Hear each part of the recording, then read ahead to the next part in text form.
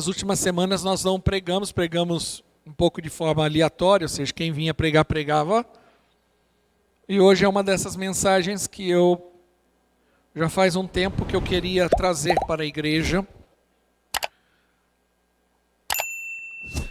A mensagem, a palavra do Senhor, ela também tem o propósito de orientar, de direcionar, de instruir.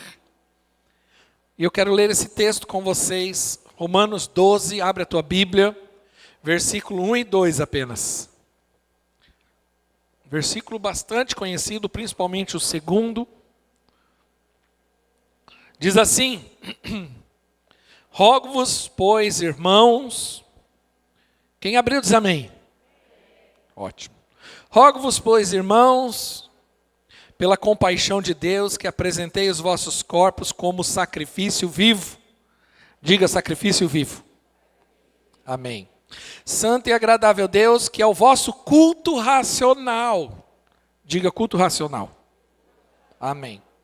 E não vos conformeis com este mundo, mas transformai-vos pela renovação da vossa mente. Repita comigo, renovação da vossa mente. Amém. Para que experimenteis qual seja a boa, agradável e perfeita vontade de Deus. Esse texto, Paulo, ele traz uma orientação, um direcionamento para a igreja. E algo interessante que eu tenho visto nos dias de hoje, perdão, é que nunca se valorizou tanto como nós vivemos hoje as sensações e experiências. Hoje, esse recurso, ele é muito valorizado. Isso, nós vivemos numa época em que as pessoas são muito sensitivas, no sentido de darem muito valor ao que se sente, às suas experiências externas. E as pessoas também hoje, elas são muito mais sensíveis ao que o seu ambiente externo produz.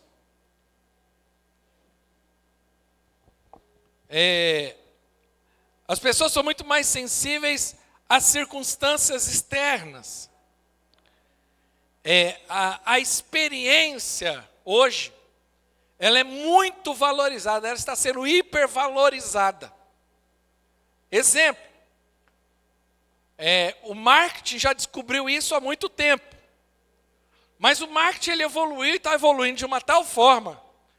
E os estudos estão tão profundos e tão fortes que eles sabem e conseguem já manipular a tendência, a sua vontade como consumidor. Então, se ele quiser fazer com que você compre tal produto, o marketing consegue ter esse poder sobre as pessoas.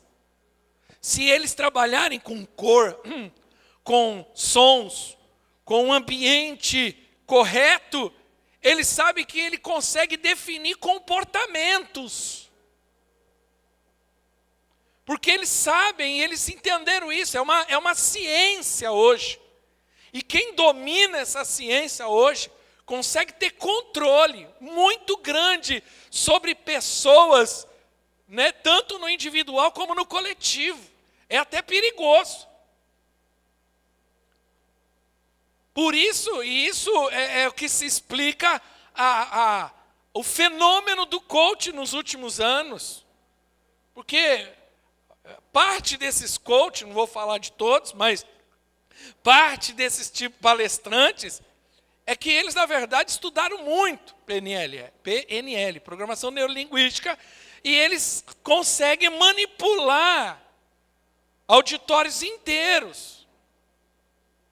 Eles criam um ambiente apropriado, um tipo de linguagem, usam o som, usam as cores, tudo para poder envolver as pessoas. E, infelizmente,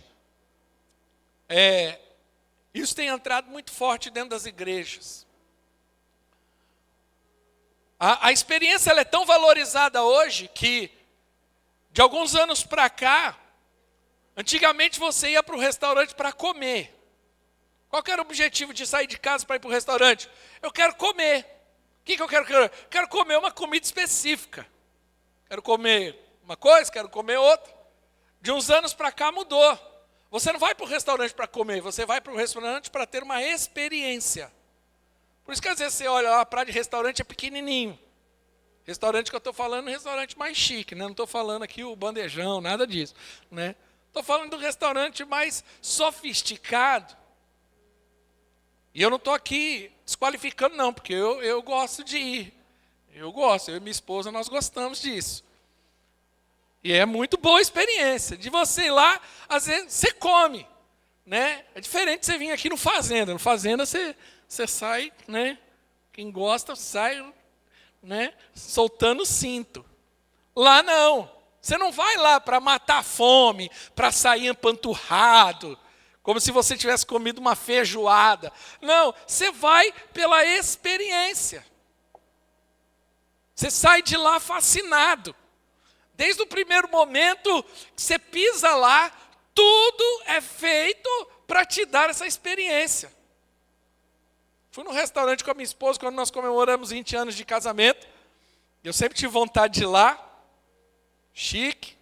No momento que você pisa no prédio, você é recebido no elevador de um jeito que aí te conduz. Aí vem, põe na mesa e faz, e tem tocando piano. E um negócio assim que você, na hora de pagar a conta, você não sente. Você sente depois, na hora que vem a conta. Mas na hora, você fica anestesiado. Você não questiona. Vem um valor que considerável, mas valia a pena, porque 20 anos de casamento é para gastar mesmo. Mas, e eu já fui lá consciente que também não teria, mas é porque o ambiente é todo pensado. Por quê? Porque hoje entendeu-se que a experiência consegue definir comportamentos.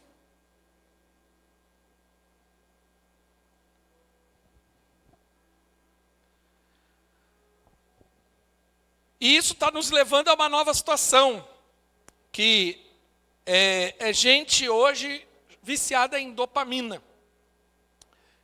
A dopamina é conhecida como hormônio da felicidade. E ela funciona no nosso organismo como... ela é liberada no nosso organismo quando você sente prazer em alguma coisa. Exemplo, chocolate. Quem gosta de chocolate aqui? E qual é a sensação? Por que você gosta de chocolate? Na verdade, você não gosta do chocolate. Você gosta da sensação que o chocolate produz em você. E aí você fica viciado naquilo. E aí você, o tempo todo, você quer, porque é prazer rápido. A dopamina, ela vem, dá o prazer rápido e vai embora. Por isso você terminou de comer, almoçar, jantar, que você vai, eu quero um chocolatinho. Um docinho. Está viciado naquilo. Porque a dopamina faz isso no organismo. Ela ativa a nossa busca por recompensa imediata. Só que aí ela nos leva também a um ciclo de compulsão e insatisfação. Exemplo. Você sabe aonde é liberado dopamina na sua vida? Em que momento? Na hora que você está rolando a tela do seu smartphone. Na hora que você senta lá, que você fala assim, eu vou sentar aqui, eu vou olhar os vídeos, os reels. Aquele processo de você fazer isso, eu estou falando isso, não estou falando da minha cabeça não, tá? Estudo científico. Aquele processo de rolar feed, aquilo vai liberando na sua vida dopamina de uma tal forma que aquilo te anestesia. Tanto é que quando você vê, você passou 30, 40 minutos, você está ali, você não percebeu o tempo passar. Só que você vive reclamando que você não tem tempo para nada. E a gente não passa 30, 40 minutos todos os dias orando e lendo Bíblia. Mas a gente passando o dedinho, olhando aqueles vídeos. Aí você manda para a esposa, aí você manda para fulano, aí você recebe vídeo e fica.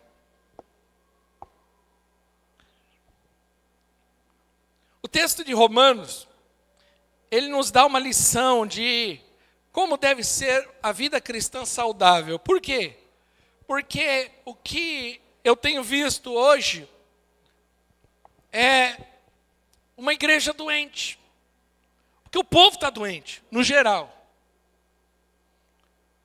Sou pastor há 23 anos. E eu tenho a percepção clara de que o mundo não é mais o mesmo. O mundo em que eu comecei a pastorear 23 anos atrás, não é o mundo de hoje. As pessoas não são mais as mesmas. Por isso que velhas fórmulas não estão mais funcionando para os dias de hoje. Porém, nesses 23 anos pastoreando igreja, intensamente, eu nunca vi uma época de tanta gente doente emocionalmente. Nós achamos que a pandemia foi do Covid, mas eu acho que a pandemia pior está sendo da saúde mental, porque ela é muito silenciosa e a gente está se acostumando muito com essa loucura. E a igreja, ela tem sofrido muito isso. E por que a igreja não está saudável? Por que a gente chega a ver até bizarrice? Nunca vi tanta gente magoada, tanta gente ressentida. Nunca vi tanta bizarrice na igreja.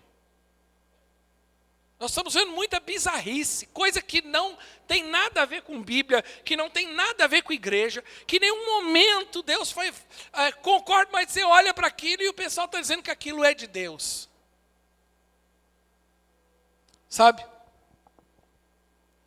Nós estamos vendo um cristianismo light, nós estamos vendo um período de bizarrice gospel, uma normalização do pecado e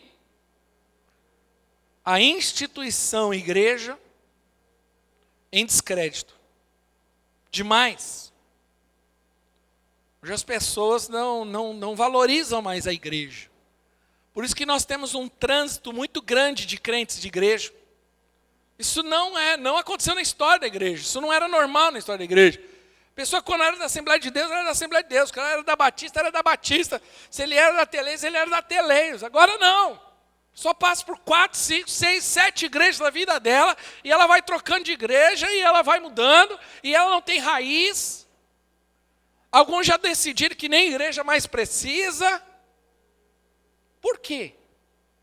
Porque não acredita mais na instituição. Em partes concordo, mas não quer dizer que justifica. Porque nós estamos vendo muita coisa. Então o livro de Romanos, ele mostra como deve ser a vida cristã saudável. Por quê? Porque quando nós falamos da experiência, o que acontece? Nós estamos vivendo uma geração onde a única coisa que conta é a experiência. E que a experiência valida tudo. E quando eu vivo uma vida onde a experiência valida tudo, passa a ser irracional. Por isso que o tema dessa mensagem é uma experiência inteligente. E é disso que eu quero falar hoje. Quando nós olhamos o texto de Romanos, capítulo 12, versículo 2, nós vamos ver ali que a vida cristã saudável, ela é fruto de um caminho. E que se nós não seguirmos esse caminho, nós vamos sofrer. E é por isso que muita gente está sofrendo e está dentro dessa condição de saúde espiritual doentia que nós vivemos hoje. Porque não respeitou esses processos. Então a primeira coisa que nós aprendemos está no versículo 1, diz: rogo-vos, irmãos, pela compaixão de Deus, que apresentei vossos corpos como sacrifício vivo, santo e agradável a Deus, que é o vosso culto racional. Então a primeira coisa que Paulo diz ali é que a vida cristã, a porta de entrada, o início da vida cristã, o start da vida cristã, começa na renúncia. Rogo-vos, pois, irmãos, ele diz. Sabe? Ele começa dizendo, ele nos convida a uma entrega total. Ele falou, rogo-vos para que vocês apresentem vossos corpos como um sacrifício vivo. Não existe experiência cristã sem a experiência da renúncia. A experiência cristã, ela não pode ser baseada em uma experiência sensitiva, se não houver entrega absoluta.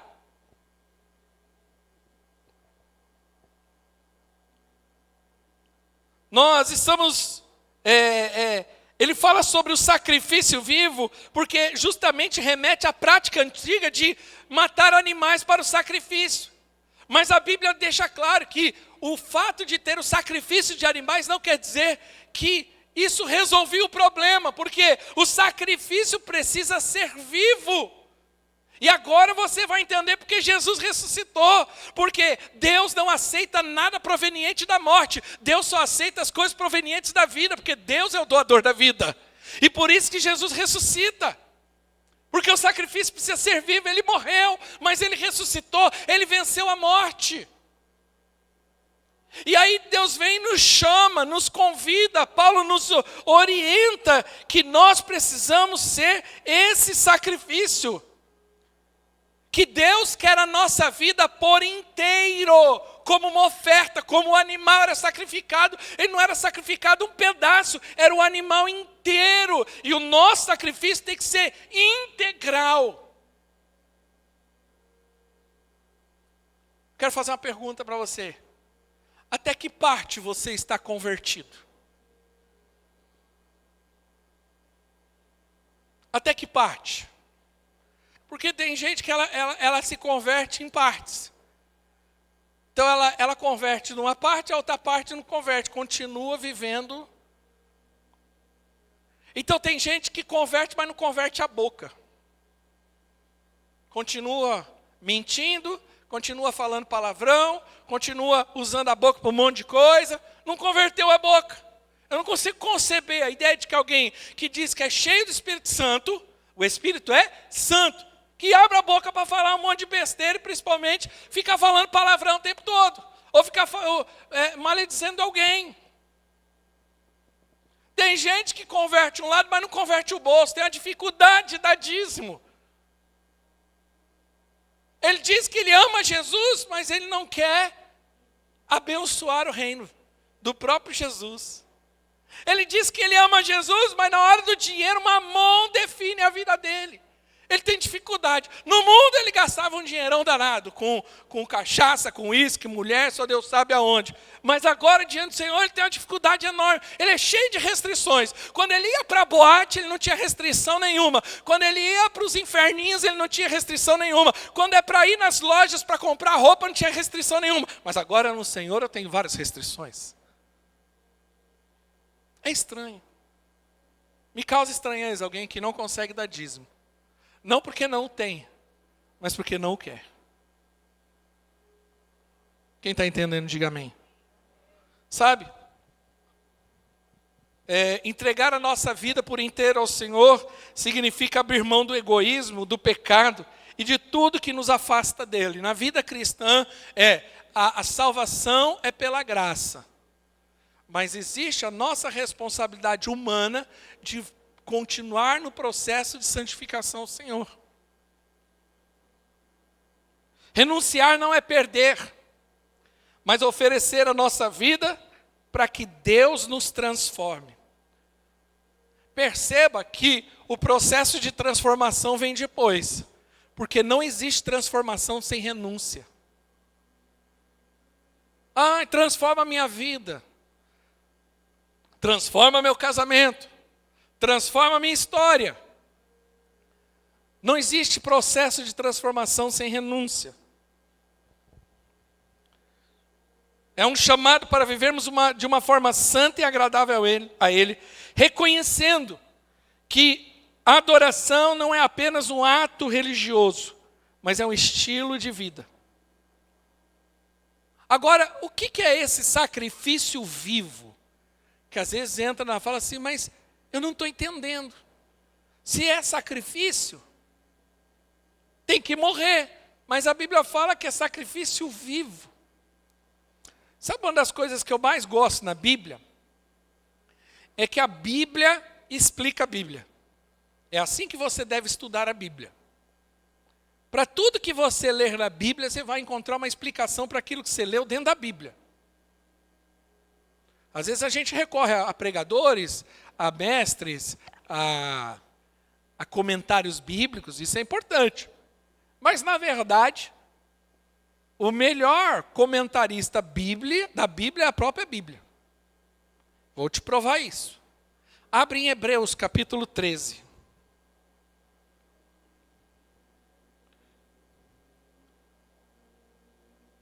Hebreus 13, 15.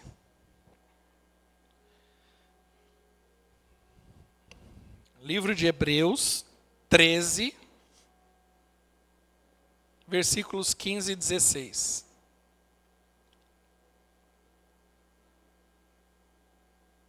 Quem abriu diz amém. Vamos ler. Diz assim: por meio de Jesus, portanto, ofereçamos continuamente a Deus um sacrifício de louvor. Que sacrifício de louvor é esse?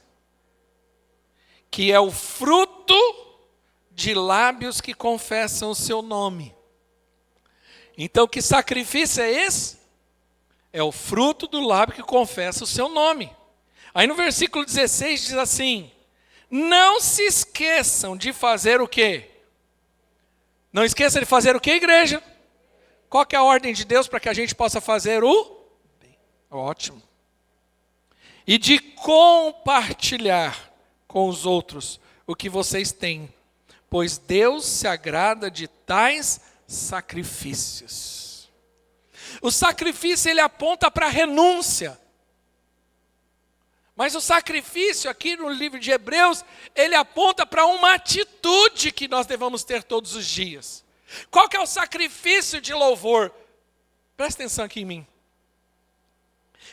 Tem gente que acha que o sacrifício de louvor é vir para o culto. Aí ele acha assim, ai meu Deus, eu tenho que ir para culto. Eu vou, né? Eu não queria, mas eu vou. É tipo assim, é o meu sacrifício de louvor. Eu não queria adorar, mas eu vou adorar, porque é o meu sacrifício de louvor. Não. O texto está deixando claro que o sacrifício de louvor ele está dizendo, é a sua atitude de fazer o bem, de compartilhar com os outros o que você tem. Porque Deus se agrada de tais sacrifícios. E aí ele termina o versículo dizendo, porque esse é o culto racional. Por isso que o tema da mensagem é culto inteligente, é uma experiência inteligente. Porque existe entre nós, evangélicos, existe um grupo de pessoas que ignora completamente a questão da razão. E o que mais me assusta nos dias de hoje, e eu não quero falar aqui em tom de que eu sou mais inteligente do que qualquer ou do que alguém, mas o que mais me assusta nos dias de hoje é a ignorância da maioria.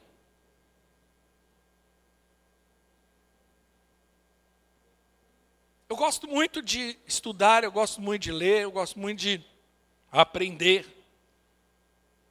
Mas isso não deveria ser algo louvável. Porque isso deve ser o comum de cada um de nós. O que me assusta nos dias de hoje é que a razão foi embora. É perceptível no compartimento das pessoas, no comportamento geral das pessoas, que a razão foi embora. Eu estava no mercado esses dias lembrando. Lembra quando começou a pandemia, que sumiu o papel higiênico? Quem lembra disso? Todo mundo saiu correndo para comprar papel higiênico. A lógica disso não tem lógica até hoje. E se nós lembrarmos de muita coisa que aconteceu na pandemia, não tinha lógica. Eu questionava. Mas por quê? Só que a maioria não questionou, a maioria foi. Quando você... Olha como o debate da lógica foi embora. Quando você olha hoje essa questão de política direita, esquerda, você percebe que a lógica foi embora. A lógica, o raciocínio lógico acabou. Não se tem mais isso.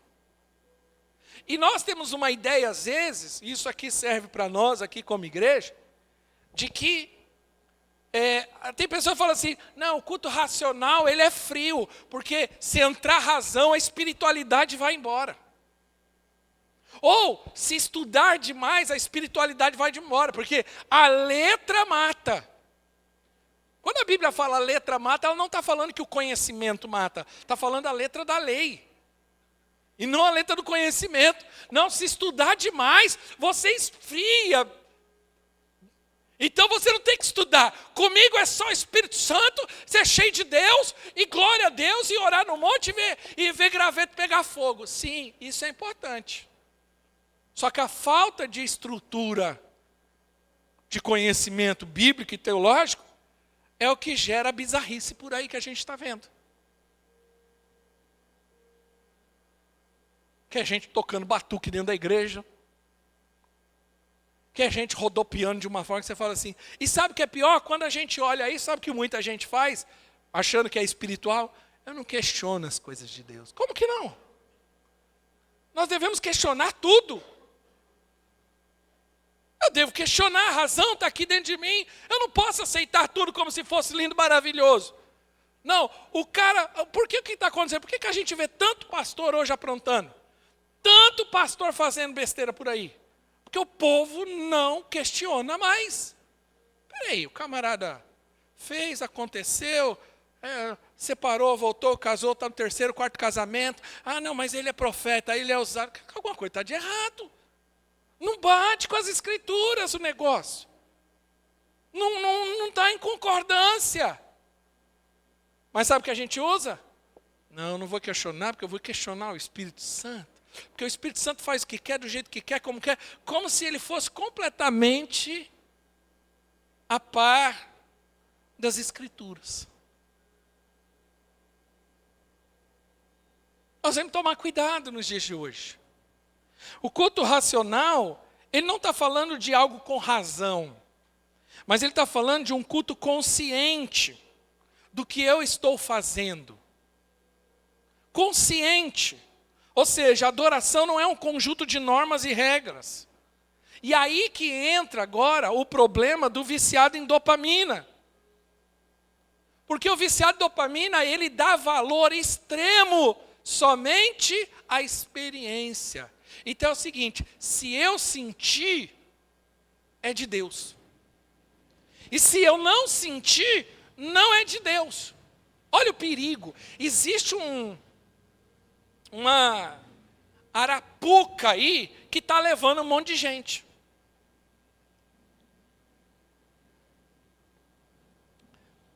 Nós temos hoje até uma nova expressão que eu estava lendo esses dias, chamada cultos dopaminérgicos. Até o culto está sendo trabalhado para isso. Isso é um perigo. Eu não estou dizendo, eu quero aqui tomar com muito respeito, porque existe muito lugar bom, sério, mas a gente também não pode se calar como igreja. E eu tenho me levantado e me posicionado em relação a muitas coisas por aí, como pastor local. Que nós temos aí um problema sério hoje acontecendo. O que são os cultos dopaminérgicos? O culto é preparado de uma tal forma só para gerar uma experiência. Não tem conteúdo. Então você entra, desde o momento que entra, isso não está errado. O problema é a motivação disso. Eu estou falando, eu tenho dito isso. Daqui a pouco vai ter cadeira de massagem lá na porta. Antes de você entrar para o culto, vem cá, fazer uma massagem de você, para você se sentir bem, para você dar uma relaxada, para você estar mais aberto. Aí você coloca uma música, uma iluminação, aí você coloca um fundo específico, porque você sabe que tem sons que eles nos levam a sentir emoções. Se você tocar, eu não entendo de música, mas se você tocar certos acordes, eles contribuem para o seu emocional. E aí eu toco, e aí eu venho, aí eu ponho um cara aqui legal, que ele vai falar as coisas legais para você, e aí você vai se sentir bem, porque ele não te confronta, ele não fala de pecado, ele só fala que você vai ser lindo, maravilhoso, que você é amado. Lindo! Meu lindo!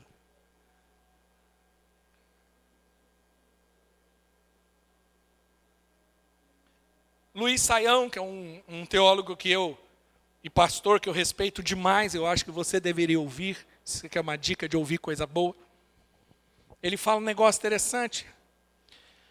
Numa das suas aulas, ele diz que você não vai para a igreja para tomar um Dorflex espiritual. Você não pode. Ele falou a mensagem, ele fala sobre pregação, ele fala que a pregação ela não deve ser um Dorflex espiritual, ou seja, ela não é para te relaxar. A pregação ela tem que te deixar tenso. A pregação tem que deixar com uma pulga atrás da orelha. A pregação ela precisa fazer a gente raciocinar, e para a gente olhar e falar, peraí, como é que está a coisa? Esse é o propósito da mensagem. Eu não estou dizendo de atacar, de falar que você vai para o inferno, aquela coisa de, sabe? Não é isso. Tem nada a ver com isso. Eu estou dizendo que a palavra de Deus, ela precisa nos confrontar. E se ela não está nos confrontando, não é que tem alguma coisa errada com a palavra, que tem alguma coisa errada conosco, na nossa interpretação.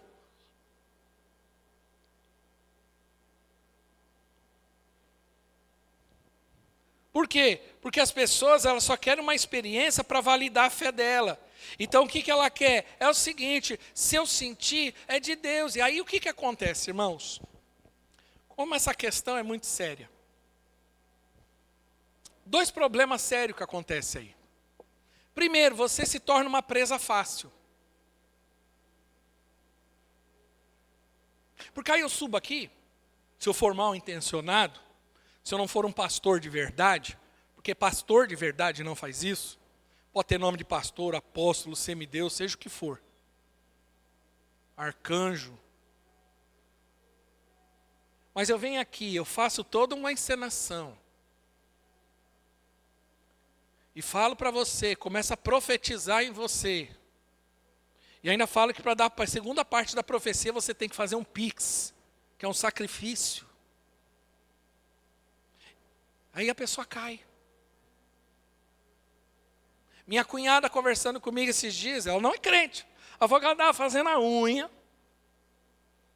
E aí falou que a moça, a manicure dela, recebeu uma ligação do rapaz da igreja, falando, olha, eu tenho uma palavra para você. Só que eu só entrego se você fazer um pix de uma oferta de R$250, sei lá quanto. A menina entrou em desespero. Ela pegou até a unha que a moça ia pagar, a minha cunhada, adiantado para poder pagar o pix, para poder ter a revelação. Alguém que faz um negócio desse, eu não sei, mas ela deve ir assim, junto com Hitler, entendeu? Junto com o Pedrinho Matador, não sei, não pode ser. Toma cuidado, estou dando um alerta para a igreja. Descobri essa semana, minha esposa estava contando para mim, que tem um aplicativo hoje. Aí entra, Andressa, né? Entra Andressa, hoje na igreja. Eu na hora já faço o nome dela, bonitinho, escaneio ela rapidamente. O próprio aplicativo vai me dar todas as informações dela. Eu venho aqui e começo a falar, Andressa, porque você trabalha em tal área. Eu faço toda uma cena. Só para você ter certeza, o seu CPF é tal. Ela, meu Deus, o cara acerta até o CPF. E esse é profeta. Eu levanto a capivara dela inteira e começo a falar ali em nome de Deus. Aí ela fica toda animada, toda empolgada. Eu coloco mais umas coisas no meio. Já está chorando, já. Aí no final ela fala, uma oferta de R$1.000, ela vai dar 2. Aí ela sai daqui falando, nossa, esse lugar é muito de Deus. Mas qual que foi a base para ela validar isso? Somente a experiência. Qual que deveria ter sido certo? Peraí, a Bíblia concorda com isso? Isso é bíblico? Essa é a forma de Deus pensar? Essa é a forma de Deus fazer?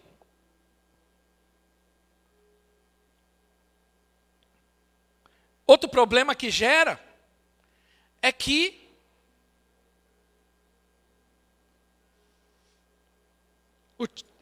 quando eu vivo somente à base de experiência, lembra que eu falei do ciclo de insatisfação? Porque a dopamina ela gera isso. Toda droga que ela te leva a uma reação rápida, a reação depois é depressiva. A dopamina não é uma droga, mas eu estou falando que é isso que acontece. Quem é mais antigo lembra de uma música do Renato Russo, Legião Urbana, que ele falava assim, parece que só cocaína, mas é só tristeza. O que ele estava dizendo ali? Quem já usou cocaína sabe disso. Graças a Deus você é liberto. Mas é exatamente a sensação que a cocaína provoca no organismo do homem, de um ser humano. Você tem um pico de êxtase, de euforia, e daqui a pouco faz assim, ó, depressão. Por isso que ela vicia, porque a pessoa vicia, ela não vicia na droga. Ela vicia na sensação. Todo viciado não é viciado em uma droga, ele é viciado na sensação que aquilo produz. Agora, tira a cocaína, coloca outra coisa.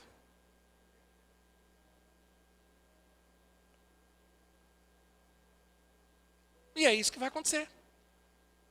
Minha filha estava contando, pai, o menino da minha classe estava 4:30 da manhã na academia.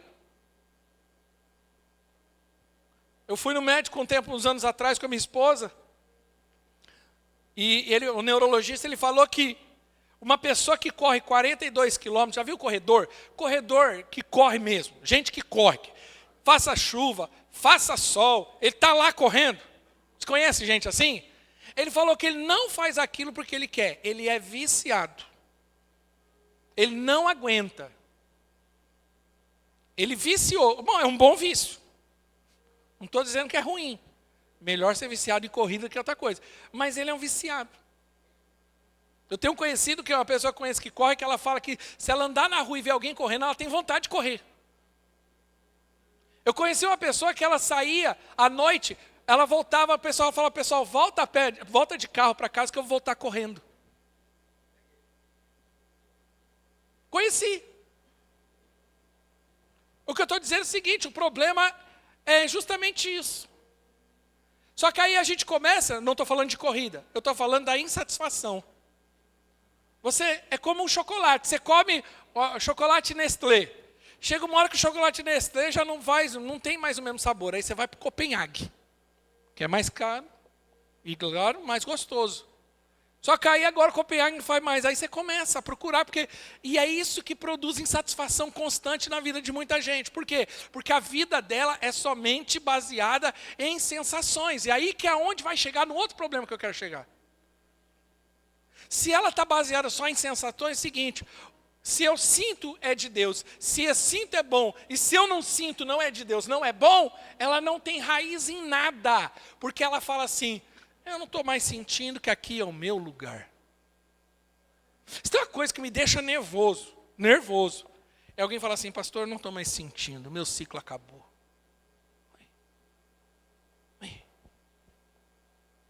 Qual que é a lógica? A lógica é, eu não sinto. Eu não sinto mais, eu venho num culto, mas não sinto mais nada. Por isso que às vezes essa coisa de querer ir em outro lugar, eu não estou dizendo que eu sou contra não. Inclusive essa semana eu estava em outra igreja, num negócio com os pastores, é muito inspirador, fui lá para ser inspirado. Mas eu estou dizendo que o problema está nessa questão da insatisfação. A pessoa insatisfeita, hoje ela está aqui, daqui a pouco ela vai para lá. Aí lá não produz mais nada, ela vai para outro. Aí deixa de produzir, vai para outro. E aí vai. Porque ela não tem raiz, ela vai aonde ela se sente bem. Por isso, eu vou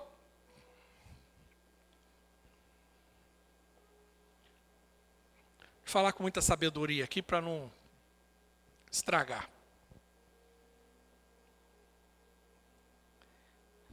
Qual que é o perigo disso? Se eu preciso de um culto, e que para eu sentir, eu preciso, olha o perigo da coisa. Eu estou num culto, e aí tem que ter uma música, tem que ter uma iluminação, tem que ter um ambiente, desde uma plaquinha lá na porta, aquela coisa, você é lindo, seja bem-vindo. E aquele ambiente vai tomando conta de mim, e aí tem uma música, tem um louvorzão, aí tem um negócio, aí tem isso, aquilo outro, aí eu saio daquele culto. Porque é o que eu sinto de algumas pessoas que participam de alguns ambientes. Eu chamo de cheirar do gospel. O cara sai fissurado.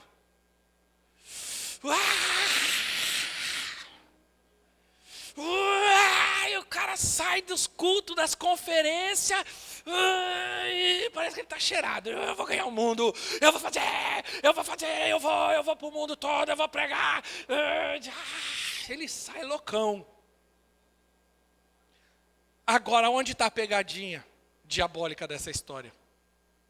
Se eu estou na minha casa, sozinho, male com o meu celular, e às vezes nem com o celular, porque no meu caso hoje, 6 horas da manhã, que eu estava orando no quarto lá de casa, não podia ligar o celular, porque a turma estava dormindo, aí estava eu, Jesus e uma gatinha, que tem uma gatinha lá em casa, que você vai orar, ela aparece. É inacreditável, é verdade. Você vai orar, ela só aparece, ela deita do seu lado e fica, intercedendo por mim. Sabe o que acontece com muita gente? Ela não consegue mais, ela fala assim, ela não consegue mais ter a experiência. Porque a experiência dela está baseada em... Ela não consegue mais ter um devocional com profundidade. Ela não consegue ler, ela fica entediada. Quantos estão entendendo? Diga amém. Isso aqui é para fazer você crescer. Isso aqui é para você ser um crente bom, maduro. Aí, o culto racional, a renúncia me leva para a segunda etapa. E não vos conformeis com este mundo, versículo 2, mas transformai-vos pela renovação da vossa mente.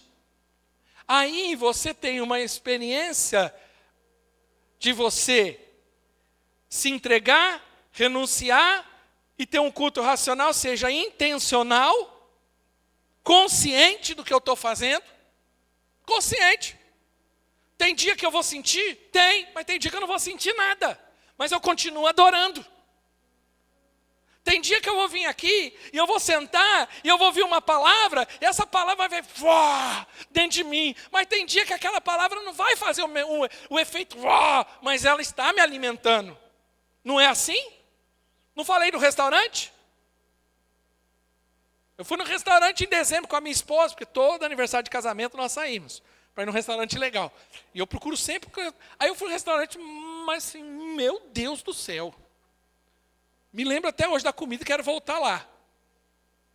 Mas a comida de lá, ela não é mais importante do que o arroz, feijão, a batatinha com o chuchu e a carne moída, que às vezes eu como durante a semana, na quarta-feira, correndo lá.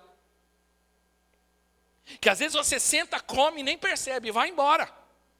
ela é tão nutritiva quanto a outra, que a outra me deu experiência. Veio um negócio, veio um prato, veio isso, veio aquilo. Você fica todo... Aí você na sua casa com aquele Duralex marrom, né, de 35 anos, que veio da sua avó, que não quebra, você joga na parede, ele não quebra nem a pau, que lá e você usa ele, com aquele copo de requeijão, com aquele arroz, feijão com ovo, uma banana, uma couve, meu Deus do céu, você come correndo. Me deu água na boca agora, porque eu gosto disso aí. E aí... ele é tão nutritivo quanto. Mas ele não me deu a experiência de lá. Mas ele me alimentou. Você está entendendo o que é culto racional? É você perseverar o tempo todo entendendo. Eu posso não sentir, mas eu sei que Deus é comigo. Eu posso não sentir o tempo todo, mas eu sei que isso é bênção para a minha vida. Tem dia, irmãos, que o louvor aqui parece que a gente vai voar. Tem mesmo. E tem dia que o louvor não dá essa sensação, mas isso não quer dizer que o louvor foi ruim. Entendeu? Mas aí a gente passa pelo processo de renovação da mente. Que Deus molda e quebra os paradigmas para moldar a nossa mente segundo a sua vontade. E como que isso acontece? Por meio da oração, estudo da Bíblia e busca por intimidade com Deus. Não tem jeito de você ser renovado se você não tiver esses 3 princípios na sua vida. Oração, leitura da palavra, leitura da palavra, leitura da palavra. E intimidade com Deus. A sua mente vai sendo renovada. E ela vai se conformando com a palavra de Deus e desconformando com o mundo. Porque o mundo, ele impõe padrões e pensamentos contrários aos princípios de Deus, como egoísmo, consumismo, imoralidade e tantas outras influências. E hoje nós precisamos ter a nossa mente renovada. Ter a nossa mente renovada é passar por um processo. Existem 2 tipos de pessoas. Tem gente de mentalidade fixa e mentalidade de aprendizado. Quem é que tem mentalidade fixa? É aquele que tem dificuldade de aprender, de coisa nova, de mudança. E normalmente quem tem mentalidade fixa com Deus sofre demais. Por quê? Porque nós estamos configurados com o padrão do mundo. Aí quando você vem para o Senhor, essa configuração precisa mudar. Só que quanto mais fixa é a nossa mentalidade, mais difícil fica de mudar, de Deus agir. Outra coisa importante é que quando eu tenho uma mentalidade fixa, eu tenho resistência não só à mudança, mas às coisas novas. Porque a palavra de Deus, ela se renova a cada dia. Então, não quer dizer que a mudança de ontem não vai ter mudança hoje. Agora existe a mentalidade de aprendizado. Quem tem mentalidade de aprendizado? É aquele que tem facilidade com mudança, com aprendizado. E uma das coisas que eu mais gosto dessa questão é que a mente renovada nos leva a interpretar as coisas, circunstâncias e adversidades a partir da perspectiva de Deus. Exemplo. Quem não tem a mentalidade renovada, toda vez que vem uma situação, uma adversidade, uma tempestade, ele interpreta aquilo como algo ruim. Quem tem a mentalidade de Cristo, ele pode dizer como Paulo escreveu: tudo coopera para o bem daquele que ama a Deus. Eu passo a interpretar na cosmologia bíblica, na cosmologia cristã, na cosmovisão, perdão, estou mudando as palavras, cristã. Ou seja, eu passo a enxergar que tudo ao meu redor está no controle de Deus e que mesmo que aquilo aparentemente seja ruim, no primeiro momento para mim, eu sei que é uma ação de Deus para fazer algo comigo, para me levar para dentro da vontade dEle. Quem está entendendo, diga amém. E aí encerra com a experiência do conhecimento da vontade de Deus. Primeiro vem a renúncia e do culto racional, depois a mente renovada. O objetivo dessa transformação não é apenas uma mudança moral, mas de um relacionamento profundo com Deus. Aí ele fala assim, aí sim, olha que coisa. Primeiro vem a entrega absoluta, a renúncia, o culto racional. Segunda etapa, a renovação da mente. Aí na terceira etapa ele fala, aí sim, ou seja, uma consequência disso você vai experimentar. Agora esse experimentar, no original, não é a ideia de experimentar algo sobrenatural, é a ideia de experimentar de fato. Como se eu tomar essa água, eu vou experimentar de fato a água. Eu sei que a água, porque eu experimentei. Porque eu tive contato com ela, porque eu permiti que ela entrasse, que minhas papilas gustativas tivessem as percepções. Eu sei que ela me refrescou, me hidratou. Então você passa a experimentar de Deus de uma forma que não é uma experiência de experiência. De emoção apenas. Eu não sou contra mover do Espírito, não sou. Mas a gente não pode achar que só isso valida tudo, porque eu cansei de ver nesses anos muita gente ter experiência, rodar, fazer, acontecer, e hoje está no mundão, estava no carnaval, rodando a baiana. Por quê? O que justifica isso? É porque ficou só na experiência, não houve a renúncia, não houve a mente renovada.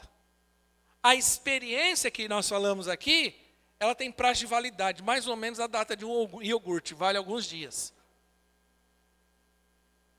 Mas o que solidifica a nossa fé é quando nós nos aprofundamos nesse relacionamento com o Senhor. E aí sim eu experimento.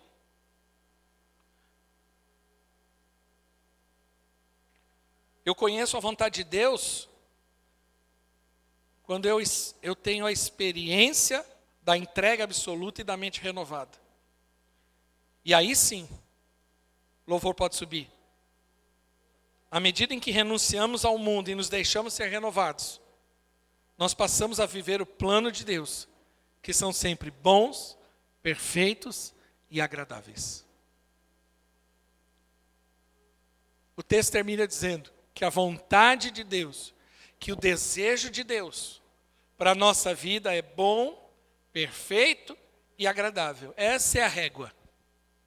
Como eu sei que eu estou vivendo a vontade de Deus? É bom, perfeito e agradável.